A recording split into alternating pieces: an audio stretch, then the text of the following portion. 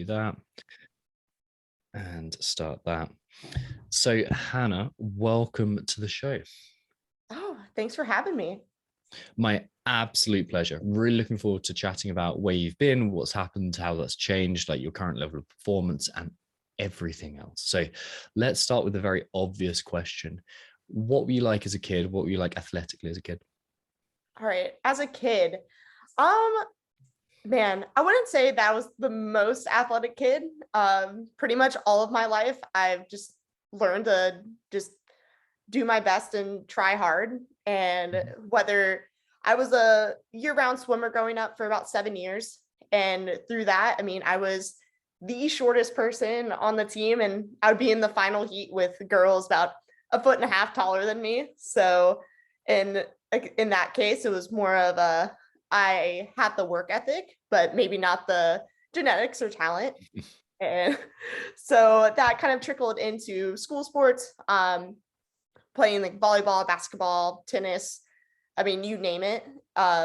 Just learning that I would just throw everything that I could at the sport, but maybe I wasn't the most talented, but my coaches just really appreciated my work ethic. So that was my childhood growing up. And especially I love the conditioning side of things. So suicide sprints were probably my favorite thing in basketball and volleyball versus actually playing the sport. I was kind of mediocre at best. Yeah, I like the way you chose four sports there, including swimming, that probably help if you're quite tall as a Oh yeah, kid. Yeah, literally every sport basketball would have especially. no, every sport required you to be tall, and I did not meet that requirement whatsoever. I mean, in volleyball, I think I got maybe an inch over the net whenever I try to block. It would be a good attempt.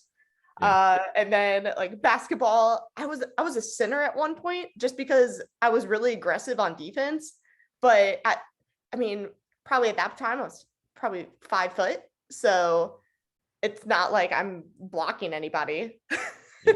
So some kids they get a certain, I don't know, luck of the draw genetically. They are a certain, like they're a certain height or like certain body type or whatever, and they kind of let that define them. They don't work hard. They don't have that push, that drive to overcome that. Usually that's because someone set an example or someone coaching you. There's some sort of mentorship that is either like implicit, like we kind of pick it up, or it's explicit, like there's someone telling you like this is who you need to be. What was it for you? Um, I mean, I think with me, my father was, I mean, a huge inspiration to me in sports growing up, because he played at a small college for football, and he was my example of you just need to work hard, and especially like even in like the school sport dynamics of maybe parents got in the way or parents coached, things like that. My dad said, "Hey, like if you want to earn a starting spot, if you want to go play college somewhere, you you have to work hard and you have to earn your spot." So even in times where I would be fed up because maybe I didn't see one of my teammates work as hard and still earn the starting spot. He just kept on saying, "Well, just you know, he's like keep on going. It's gonna pay off." And I just like saw that in his life too, like in work. So that's kind of like how I think I had my mentality of just effort means way more than talent ever could. Yeah, that's such a benefit. And it sounds like your dad was both explicit and implicit in his teachings there. Was there anyone else, like any coaches, any kind of experiences that you had there? It's like, okay, yeah, this work ethic is very important to me. Um, Coaching wise, I have a few. There was like a few. I remember my first basketball coach. He was definitely one to just praise effort over anything, and I think that was really the first time that I realized that I had that skill more so than the other my other teammates because maybe I didn't see them like go after the ball, and I and just I think he just praised that so much, which in the end, I never realized how much that would impact me down the road, because Yeah. I have had coaches later in life that more so praised, I mean, just statistics basically. And that was me being confused of, wait, like this is the standard now. So uh, just seeing all of that go through, it, I mean, even just looking back on it now, it's like, wow, like I did like have a great coaching system growing up, so that like maybe in high school, I realized, oh, I actually had the luck of the draw, seeing that, oh, this coach that I had growing up praised effort. And maybe now it's like, oh, well, we're now going more towards just statistics.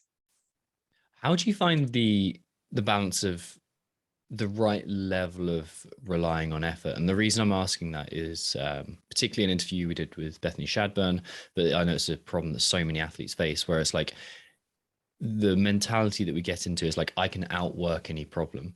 And sometimes that leads to junk volume. Sometimes it leads to this idea of I've just got to do more and more and more and more and more. And if I don't, I'm not good enough. How do you wrestle with that? I mean, I would be lying to say if I still don't wrestle with that, Mhm. because I mean, you see everybody on social media and they all look like they're working hard. They're 100% all the time. And I literally think that I need to go in the gym right then and there. And, I don't have the time like most people do. So with me, it's just trusting my coach, trusting the process of at least what I have on my program will get me to whatever goal that I want to achieve. And it's a lot of myself talking myself off the ledge, thinking that, oh, I don't need to do that extra metcon. Or, like I already know that I've I've been there, and like at the games, at semifinals, that we need to work on technique, we need to work on efficiency, we don't need to add in so much more, like so many more pieces that you end up hurt. So I'm this is actually like a recent realization. It's not like I'm still not 100%, oh man, like I don't need to do 10 metcons a day. So that's typically my mentality anyways, to go all in. So and I think everybody would be lying to say that everybody deals with that. Okay. Honest question time then. What do you think it is that drives you to do more and more and more, and kind of the thing, yeah, what's the motivating factor that makes you want to do more? It's me that, I mean, I just want to be the best person I can be. So there's that side of things. And to be honest, I think the more I do, then just the closer I'm going to get to that goal. It's kind of putting in my 10,000 hours. But I would say like a part of it also comes from the doubt that maybe I'm not there, and I still need to work hard. And even though that I've proven that I have been on the high, like at the highest level in the sport, it's, oh, was that a fluke? Was that just some one-off event that it will never happen again? So I think it's like a both balance of me wanting to be my best and me kind of also doubting myself at the same time. So when you notice that, what's your approach? Again, kind of like uh, just the junk volume thing. I definitely just have to sit and talk with myself and be like, I mean, and say, is that a realistic thing? And, it's questioning, is this because you feel like, oh, you do have a skill that you need to work on? Or is it just these doubts that, like, it's created by a doubt that I'm not capable of being at the highest level? So as soon as I just kind of run through the situation, I'm like, okay, I have a little bit more clarity. And I wish it was an instinct, you know, Mm.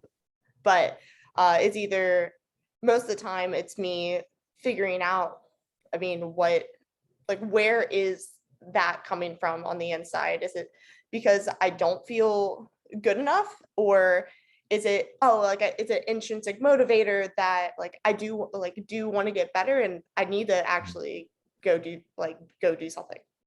Yeah, it sounds like awareness. Like it sounds like you're kind of like questioning and able to see it, which is the first step. Like it's the first step of creating that change is, well, the first step is acceptance that there may be something going on there. And then we're looking at awareness. Can you increase that awareness to the point where it's like, oh, I can see this happening now and I'm not getting wrapped up in it. Let's take a few steps back. When did you start CrossFit? Like, how did you find it?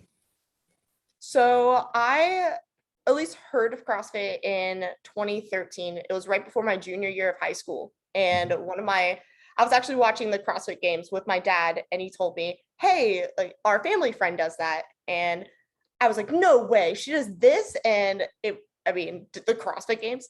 And he was like, yeah, it's like somewhere like in a town like 30 minutes away. I was like, I want to do that. So I would like jump in the Saturday team workouts because I was juggling school sports at the same time. And then in 2015, I decided to go all in, and that was the back half of my senior year of high school.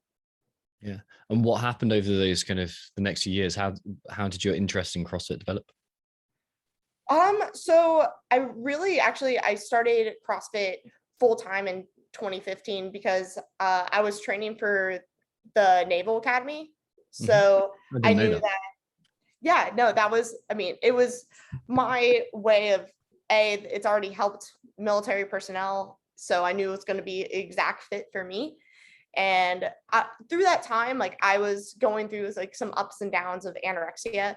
Uh, and through that process, CrossFit was the one training program that, it praises strong women, and it's not only a workout methodology, but it's a lifestyle. And I think from that, like over the next few years, I just learned like what to eat, how to love myself more, even though I still need to work on that. And I just fell in love also with coaching and competing down the road. And that's what actually veered me off from going into the military, and then going like full in on CrossFit. Interesting. There's so much in there. And you've been through such a journey. Let's start off right at the beginning. How did your beliefs begin to change around anorexia and CrossFit? I would say that again, it's something that I'm still working on, and it didn't. I would say that in the beginning of CrossFit, it was still me like, oh, like I have to I have to be paleo to a T, and I ended up just grabbing on to certain food trends over time until I finally got a nutrition coach, and from there, she was the one really told me of, hey, you need to eat carbs, you need to eat to fuel your body. This isn't the sport of being the smallest. And she also just said, just put some trust in me. And that was really hard for me because I always had this, oh, I need to control everything, I want to do everything myself, I don't want to rely on others. So as soon as I kind of let go of that, that morphed me to, just like where I am today. And like I said, there's still like some triggering foods or thoughts that go through my head, but in the end, like that's how I've at least gotten a little bit better with food eating what I need to, and also just not being as scared as of any food that I want to eat and enjoy. It must have been scary to put your trust in someone else when you're so so drawn to the idea of rigidity and structure. No, it was definitely hard. And I think at that time I wanted to do it all myself because I thought relying on others was a sign of weakness. And like in the end, asking for help is a sign of strength that, hey, you know what you need help on. It's okay to ask. And I think from there, I mean, that's even anything, whether it's if learning a certain skill or uh, learning a subject in school. So, I mean, as soon as you put trust in somebody, I think it becomes easier and easier as to make that decision moving forward. Yeah, absolutely. So you were already on this journey, improving your relationship with, I suppose, your body image and nutrition, and then CrossFit's coming into there, and you kind of started finding that that model of the strong female athlete as well to adhere to. What happened with your competitive career, and like how did you begin competing? So I feel like everybody, I just started at the local level. And, I was in a scale competition, probably 8 months in the CrossFit. Well, I think I started CrossFit. So I started in January and then I literally jumped right into the open, and then I just fell apart because I couldn't, I was, when I started, I was 105 pounds and it was the first workout. It was the 15.1 and 15.1A where it had a toes to bar and I couldn't do all 15 toes to bar. I was so mad. And of course I couldn't snatch 95 pounds. And then there was a max clean and jerk. I clean and jerked 100 pounds. And that's how I started. And then dabbled in the local competition scene and just really built up from the bottom. There wasn't like in a year I was at the regionals level. It took me until the sanctioned events started rolling out to become a elite athlete per se. So it was just slow growth and trusting the process. And again, just putting in the effort because I never had a gymnastics background. I hardly ever lifted weights before that. What I had was the conditioning and just the want to and the drive to get better at the sport. Because like I thought I found something that I could actually excel in. And I just really attached myself to that. So yeah, so in like 2018, 2019, that's when I'd say that I finally like broke onto the scene. Nice. And then, so 2018, 2019, you started really hitting these bigger competitions and performing really well. What was that initial moment of arrival like? It was weird because I remember my first time like going to a sanctioned event and stepping out on the floor. I had this sense of belonging, and that was something that in any other sport I never had. It kind of felt when I went out there, I was more nervous because it felt like I wasn't supposed to be there. Whereas on the competition floor for a CrossFit event, I mean, that felt like home to me. And it was such an exciting feeling. And it's just like so electrifying to be out there. What do you think was So different? I don't know if it was maybe I was older and finally had confidence in my abilities, like actually in a sport. Because I mean, like I said, growing up, I was good at the more like conditioning side of things, but the sport was lackluster. Whereas here, it's what you do in the gym is what you do out there on the competition floor. So it's just amped up by adrenaline, which that's like my favorite drug right there. um, so I think just I think I had a better I think I just trusted myself and my abilities once I was out on a CrossFit competition floor, and I just ran with it. Beautiful. So you really started picking up momentum and performing well. What mindset challenges did you run into at that point? At that point, for me, it was just feeling, I think even though that I felt like I belonged out there in training, sometimes I've been a team athlete for a really long time, and I just wanted to not let my team down. So that's been my biggest struggle. Growing up in the sport is I just thought I had to earn my spot on the team. And it could have been taken away from me, because that's what I've kind of learned growing up too. So I just didn't want to be the weak link. I didn't want to let them down. I didn't want to show that I had any weaknesses, which I definitely, I mean, I still do. And I mean, I had back then.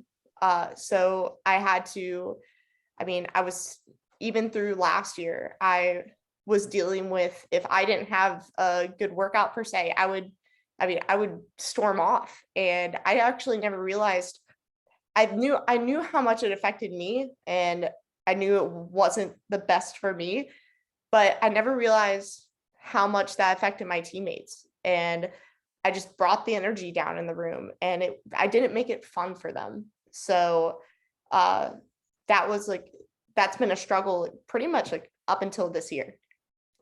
So when you like, I'm guessing it was when you encountered something that you didn't want to encounter, when you had a bit of a bad break, you kind of got pissed off and stormed out. Is that right? Pretty much. It Okay. was definitely not the most mature thing to do. Yeah. And yeah, it was, again, it came from a sense of just, I thought I still need to earn my spot on the team and not let my teammates down. And like, instead, like, I pretty much like started to drive them away, which I definitely regret. Yeah, yeah, absolutely. And implicit in that idea of I don't want to let them down is that I'm scared of letting them down, and I really don't want that to happen because of, well, so many reasons. Like there could be the social side of it, don't want to be rejected socially, which hurts us humans. It could be re-triggering something from the past. There could be so much stuff there. What kind of thoughts and emotions would surround those moments?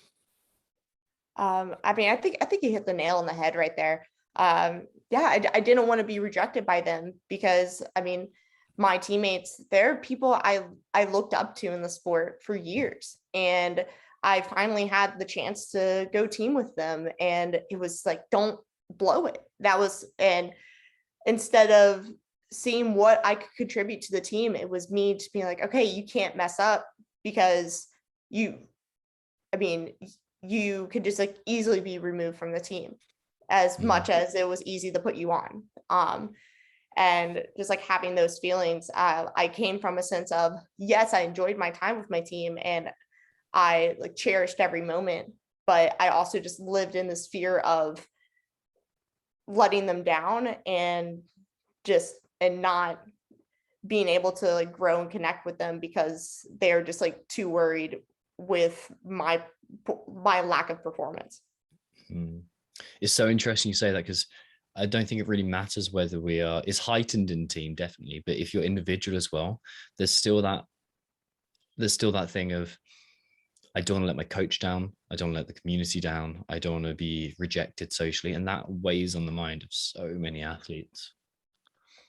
No, I like, and like I said, like I still deal with that. Mhm. And it's like, in a sense of, I mean, you're representing so much, whether, like you said, it's like your gym community, your coach, the programming body, Mm. um, your sponsors, everything like that. So you have this enormous pressure on yourself to perform, and especially if it doesn't go your way and you don't make the CrossFit games, or you don't do well there, it's kind of, you are like, man, like, not, I didn't only let myself down, but I let all like all of these people down. And I mean, on team, it's, with me, I'm like, wow, like I just let, I mean, my teammates are depending on me. And Mm. even though I've like put forth my best effort, it wasn't good enough. And it took it, that just weighed so heavily on me, because I didn't want their season to be dependent on something that I could or couldn't do. Yeah, and that pressure that you feel, the pressure to perform, and the pressure to kind of almost almost stop yourself from being vulnerable and authentic. And like it's funny in a perverse way that it has the opposite effect, that it pushes people away when you kind of when you do that. And like I've certainly been there, and I know that so many athletes listening to this will recognize themselves in that. Before you started training your mindset in a really dedicated way, what other problems were you encountering? Like what was daily or regular life like for you? I mean, I always have this sense of perfectionism, and I think that like you kind of seen that through what I've said before. But whether it's, I mean, I'm in chiropractic school. If I didn't get straight A's, I would feel, less worthy of a degree, or again, like social interaction, because I didn't get the best grade. And or I expected more of myself, and I don't expect myself to, even though I have so many things I'm trying to juggle, well, I still have to perform like at the best in everything I do. um that's been like the main thing I've been trying to deal with for, I mean, for forever really, is to realize that, hey, we're all human and we make mistakes, and that's the only way we can learn.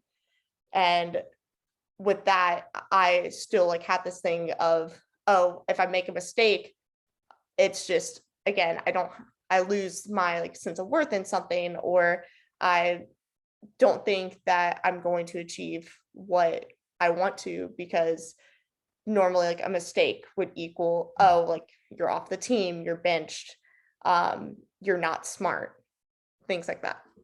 Yeah, how did that affect your actual output in training? I think it made me work harder, and I think that's where like the junk volume came in. Mhm. Is or just, I wouldn't even say junk, because I still like, I grew from that in a sense, but um that's where it's like I thought that it's like, oh, if something didn't go right, I needed to end on something that something went right, and or just right as planned, and I could walk away just fine. And I would spend like sometimes like hours and hours in the gym being like, okay, I need to end on a high note. I need to end on a high note. Um, so it's not the best way to go about things, because I think my sense of perfectionism actually got me to where I am. But again, it's not a positive driver of Yeah. performance. Did you recognize it as perfectionism then, or was it kind of, were you unaware that that's what it actually was? No, I was aware. It Okay. was, yes, it was one of those things that I was aware, but I just never knew. I tried to just, again, like talk with myself, or like journal, talk to people, read constant mindset books, and Mm. I thought I was doing the right things, but I would always, I mean, it would seem like sometimes on a weekly basis, I would have this breakdown, because I was there was like so many things that weren't going how I planned it. And if that's not perfect, then I mean, I wasn't worth anything. It was like I have no value, because, oh, this workout didn't go right, and I didn't get the A on the test. I didn't hang out with my friends. I like ended up needing to like have time alone, and then feeling like I was neglecting them in a certain way. So it was, I just like, I thought I was doing all the right things, but I would always just still fall into these traps before like Mm. really like diving into my mindset and doing like hardcore journaling. Perfectionism is a tough one because it's an ever moving target. It just recedes the further you move towards it. So it's like, okay, yeah, I nailed training, but did I hang out with my friends properly? Was I an ounce off my water intake for the day? With like all these things, they kind of, it just, the goal stays just as far away because of our relationship with ourselves. So it's fascinating that you see that. And what's also interesting as well is that you recognize perfectionism was such a useful tool to get you there. Like it often is what you know as bound nature, but most people listening to this won't have that concept, that it starts off as a brilliant coping mechanism. It's like this is what you needed to do in order to get you away from that problem that you used to face. And it's fantastic because it does, in the case of perfectionism, education wise, hard work, like it's a really good thing to have, but you hit this limit. And then we have to let this thing fade away that's become part of our identity. It's who we believe we are. It's a belief. And it's that process of dropping it, letting it fade away, that is so hard because it feels like a part of you and it feels risky if you let that part of you go. So that must have been a weird feeling for you. No, it was insanely weird. And I really don't think I really just I don't think I let it go until I would even say like semifinals of this year. And Mm. I mean, again, I would be lying if I didn't feel like those thoughts still come in, or I get frustrated. I mean, with things like new things that I'm doing now. But it is such a freeing feeling being like, oh, you don't have to be perfect all the time, because you're like any reps that you're doing, it's moving you closer to the target, whether you like underperformed like per like what standard. And Mhm. it's like as long and it really just took that it until now to say, hey, like if you just tried your best, you if you didn't do what you thought you were going to do, okay, now you know for next time what you need to work on, or uh, how you need to break repetitions up, or how to study better. So it just like it's getting you closer to your goal. And it was that was such a freeing feeling. And instead of like having a sense of doubt, it's motivating, because it's like, oh, I'm figuring this out. I have like one more piece of the puzzle to figure out how to be my best. Nice. So somewhere in between beginning to drop that story and recognizing it to begin with, you and I got on a call and we spoke about mindset training camp, I believe it was. What was there a moment that prompted you to think, hey, you know what, I really need to work on my mindset? I think it was like we're saying earlier. It's all right. Well, I was listening to the podcast, reading all the books, like talking to people, being more vulnerable, and I still like kept on falling into these same traps. And with me, I was just kind of fed up. So that made me just like finally just hop on a call and say, hey, like I need to start this like right now. What was that like?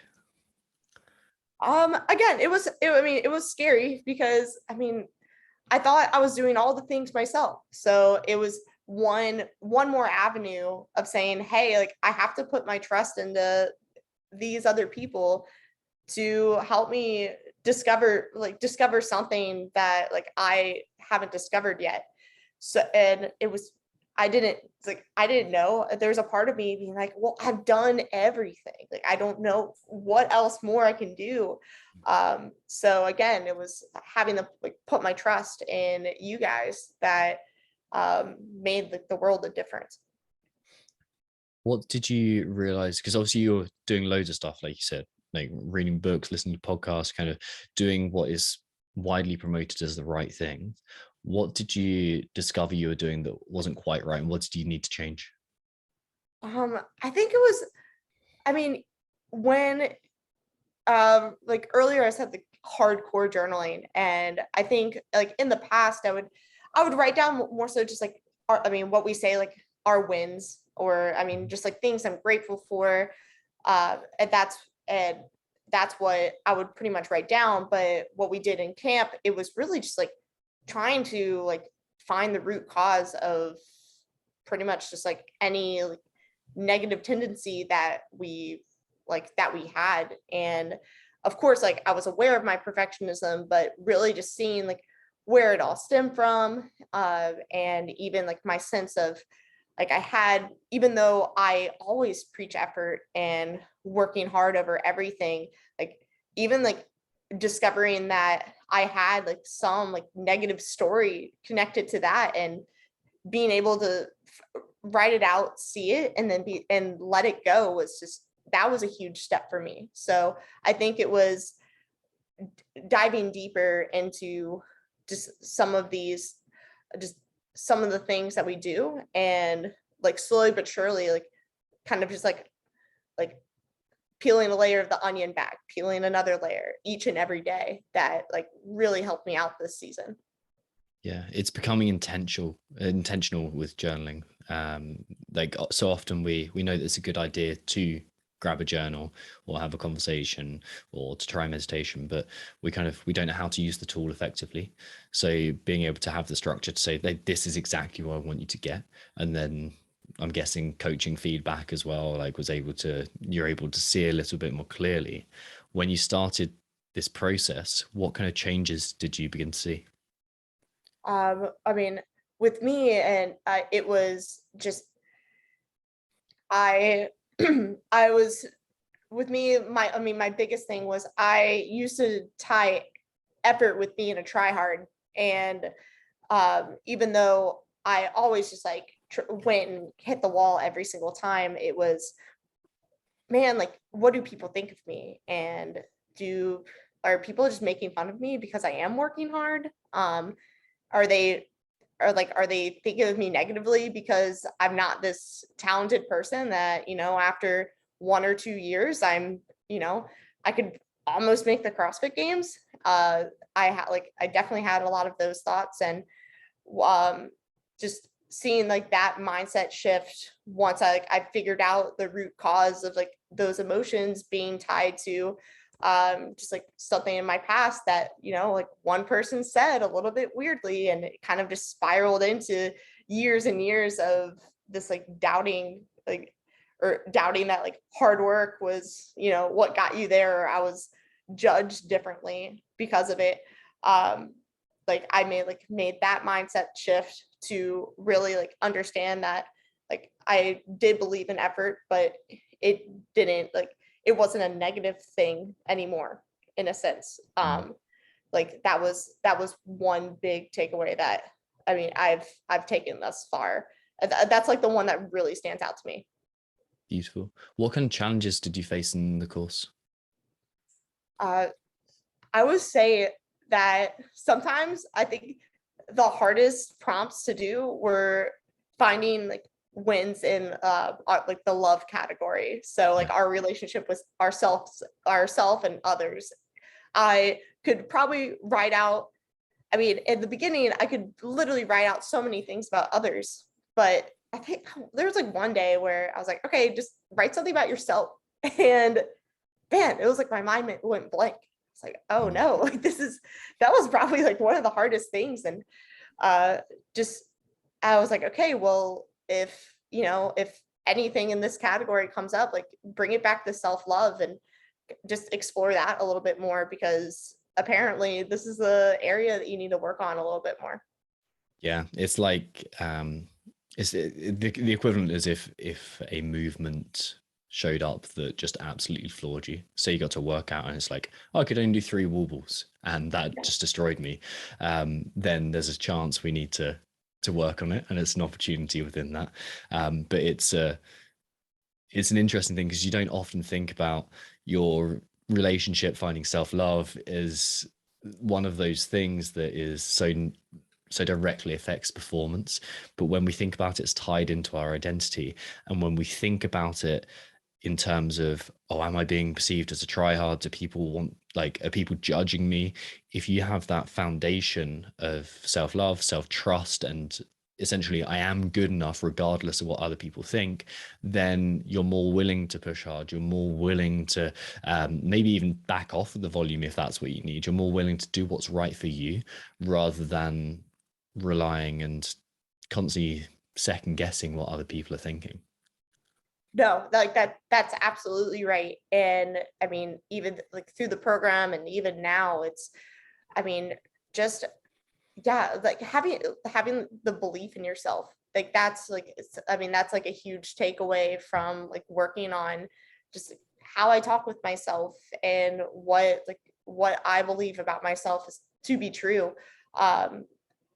Just you like life is happier, and it's like you find like there's like there's so much good happening that I think sometimes that we always like look at the negative of pretty much everything, and we're constant again, we're always constantly trying to be better. But I think working on self-love and self-belief and just and that relationship, it kind of just like opened doors to seeing how many wins were there. And um and just being happy, like being content about what's going on right now, even though I'm still being pushed to become a better person. How did that growth affect your performance in competition and in the gym? I mean, with me, I mean, this season was like, I mean, I wouldn't even say it's over quite yet, but I mean, so this course went through the open. It was my best to open the date. I just went out one and done, just believed in myself and my abilities, and I got top 100 in the world, which I never thought that would happen. Um, on I mean, even on a whim for individual quarterfinals, I was there was the workouts were leaked that morning, and I texted my coach because I mean, we were set up for team quarterfinals, which was a couple weeks later. And I said, "Hey, like, can I go do these? They look fun." And he was like, "Why not? Like, just see how you do." And I mean, I ended up 23rd in North America, and I was freaking blown away. And it was just even like going into the like workouts that I knew weren't going to be good for me. It was instead of being scared and thinking that I was getting judged by this one workout out of the thousands I've done in my life, I went in with the mentality of just give it what you got, because you have trained for this moment, and uh you have trained your weaknesses, and you why expect to do poorly when you've been in the gym working hard, and you've been doing the things outside of the gym to set you up strong. So why not expect, to do well? And like from that, it was just being blown away with like how I did even then, like as an individual. And that's what I think, like, I mean, after individual quarterfinals, that's what really opened my eyes to say, hey, like, I always had this thought that I was only meant to be a team athlete. And not, don't get me wrong, I love team. Like, I love the workouts, I love the worm. I think it's so unique that you have to just work with 3 other people, and somehow when someone's 6'2" and the other person's 5 foot, you have to somehow, do a squat at the same speed and things like that. But it was in a sense of, hey, like, you have what it takes to go do this yourself. If you really wanted to, uh you should go after it. And it wasn't a scary thing. It was kind of this excitement that, oh wow, like, all right, my like internal dialogue now is like also rooting for me, whereas in the past it was always something that was just like beating me down. Wow, that must be such a nice feeling. No, it's crazy. And like even now, I mean, this season, like it didn't work out for my team, but I get to like potentially see like my other gym's team like um go to the CrossFit games, and instead of even feeling like sense of like I guess like I'm waiting to see these like old emotions I used to have, like a sense of jealousy, kind of like why am I this in this situation of sitting on the sidelines, like being able to, I'm like so happy for them in a sense. And it for me, I think it's because I realized that like without the season, I wouldn't think that I could do this individually, or I wouldn't have believed in myself without this season happening. And even like with all the negative that came with it, so many more positives came out of it. Um, yeah, it's been something. Brilliant. No, I'm so happy for you. I'm so happy that you're feeling that.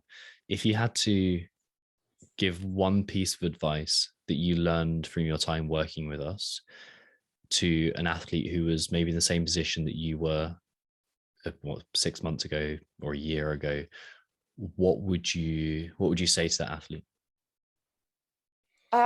If you're considering working on mindset, it's a thing of the best time to plant a tree was 10 years ago. The next best time is now. It was such an incredible experience. And again, because more than likely you have done exactly what I did: read the books, listen to the podcast, start your journey. But it's something that, without going all in, I don't think I would have grown so much this season. And I mean, to think this happened in 6 months. I mean, I'm so excited to see what happens at the year mark, the 2-year mark, the 5-year mark, and just seeing like where this goes. And I would just say jump all in, because there's so much more growth to be had. And like sometimes you just need like a little helping hand to guide you through it. Beautiful. And is there a tool that you learned, something that you think has helped your mindset most? Like maybe it's creating the visions, maybe it's an AMWAP, maybe observe your inner athlete, maybe it's sleep regulation, maybe it's bound nature and free nature. Like what did you find most helpful in this process?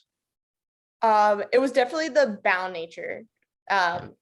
Just like diving into those more. So it's diving into, I mean, perfectionism, diving into like why like I like thought my self-worth was like this, and now it's like really this, after like a deep dive into it, and like going into those roles. And I mean, on those prompts, I'd probably have like 5 or 6 pages. I'm like, I don't know if I was supposed to like write all of this. And I'm having to like send videos in for feedback, because I can't like send like post like a bunch of photos of my journal. I'm like, man, do they think I'm like, man, it was like in a sense of it was helping me out so much. But there's like that voice in the back of my head being like, should it have been this long? Like, I don't know if I should have wrote a novel for them to read, especially because I don't have the best handwriting. I have like traditional doctor handwriting. So they're probably like, oh, I can only make out like 20 words of this entire journal entry.